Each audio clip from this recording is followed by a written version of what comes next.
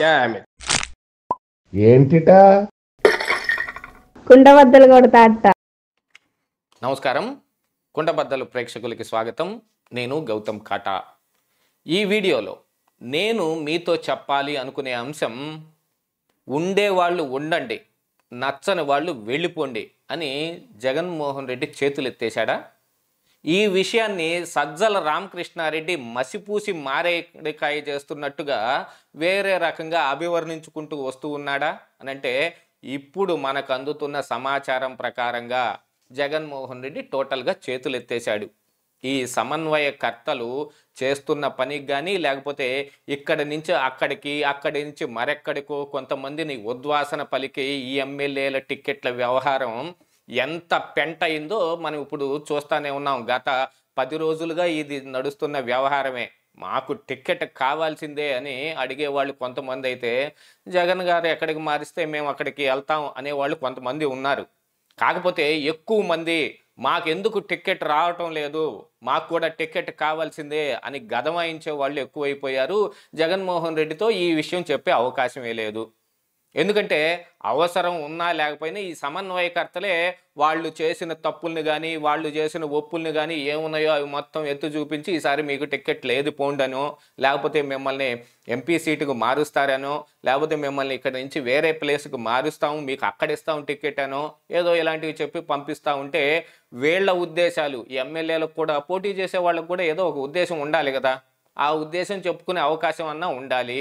కనీసంలో ఇప్పుడైనా సరే స్వాతంత్రంగా ఒక మాట చెబుదామనంటే ఆ విషయం ఏమాత్రం పొసగడం లేదు. జగన్మోహన్ రెడ్డికి ఆ విషయం చేరేసే అవకాశమే లేదు.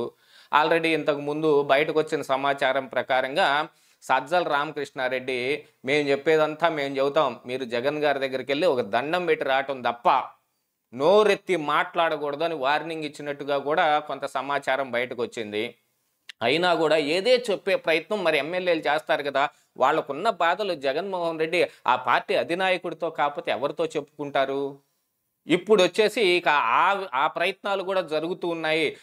వాళ్ళు వద్దని ఎంత వారించినా చెప్పే ప్రయత్నం చేస్తున్నారని జగన్మోహన్ రెడ్డి కలవటమే మానేసేసాడంట. దాంతో ఇక ఈ ధనుంజయ రెడ్డి కానీ, సజ్జల రామకృష్ణారెడ్డి కానీ రెచ్చిపోయి వీళ్ళందరినీ ఎక్కడికి పడితే అక్కడికి మార్చేసుకుంటూ ఉన్నారు. సరే, ఇందులో జగన్ గారు ఏం ఆమోదించారు, ఏం ఆమోదించలేదనే దాని మీద ఆధారపడి ఉన్నప్పటికీ, ఇప్పుడు సజ్జల రామకృష్ణారెడ్డి చెబుతున్న దాన్ని బట్టి మనకేం అర్థం అవుతోంది?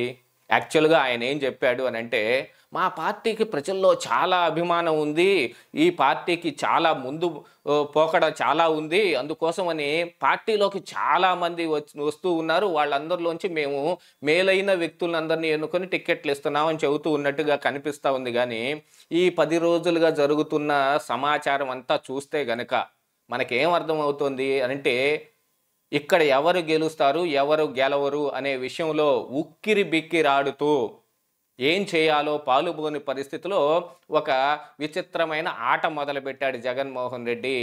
అది నచ్చినా నచ్చకపోయినా వైఎస్ఆర్సీపీలో అది అమలు చేసి తీరతారు. ఎందుకంటే జగన్ మాట సుప్రీం కాబట్టి.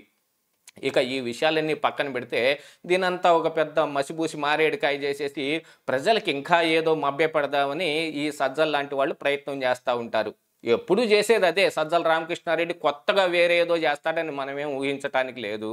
ఇప్పుడు వచ్చి ఆయన పార్టీకి బలం ఎక్కువైపోయింది, ఎక్కువ పోటీ చేయడానికి ఎక్కువ మంది వస్తూ ఉన్నారు కాబట్టి మేము ఈ ఎమ్మెల్యేలను మార్చే ప్రయత్నం చేస్తున్నామని చెప్పాడు. కానీ ఈ సమన్వయకర్తలు కూడా ఎక్కడ ఎవరికి సీట్లు ఇప్పించుకోవాలో వాళ్ళకి కావాల్సిన వాళ్ళకి బాగా ఇప్పించుకుంటున్నట్టుగా కొంత వ్యవహారం నడుస్తూ ఉన్నట్టుగా కొంత సమాచారం బయటకు వస్తుంది. ఎందుకంటే ఎమ్మెల్యేలే వాళ్ళు గెలిచిన మాత్రాన మేము గెలవలేమా, వాళ్ళని ఇక్కడి నుంచి అక్కడికి మార్చారుగా, మీకు కావాల్సిన వాళ్ళని అందరినీ మార్చుకుంటారా అనే ప్రశ్నిస్తున్నట్టుగా కూడా సమాచారం బయటకు వస్తూ ఉంది.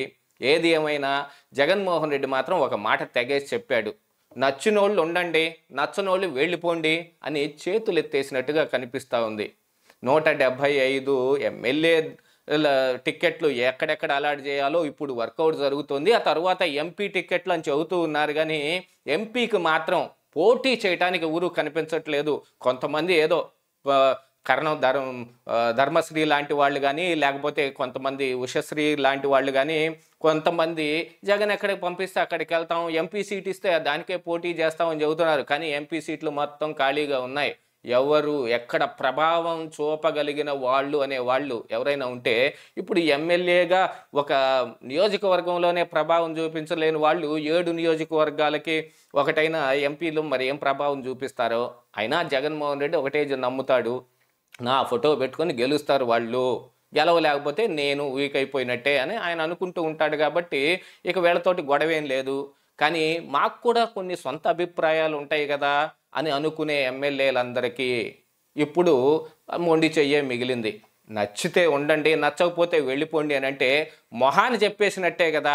మీరు ఇక బయలుదేరొచ్చు, మీరు ఈ పార్టీలో ఉండాల్సిన అవసరం కూడా లేదని ఇంత కరాఖండిగా చెప్పిన తర్వాత ఇంకా ఆ ఎమ్మెల్యేలు మాత్రం ఉంటారని మనం ఆశిస్తామా? వీళ్ళకి ఎరేయటానికి ఆల్రెడీ కాంగ్రెస్ పార్టీ వేరే ఏదో కొన్ని ప్రయత్నాలు చేస్తూ ఉన్నట్టుగా ఓ సమాచారం వస్తూ ఉంది. మరి అందులోకి ఏమన్నా వెళ్ళిపోతే జగన్మోహన్ రెడ్డికి మాత్రం తీరని లోటు, మాయని మచ్చ, జరగరాని నష్టం ఇవన్నీ జరుగుతాయి అనేది మాత్రం సుస్పష్టంగా కనిపిస్తూ ఉంది. ఇదే ఈరోజు కుండబద్దలు.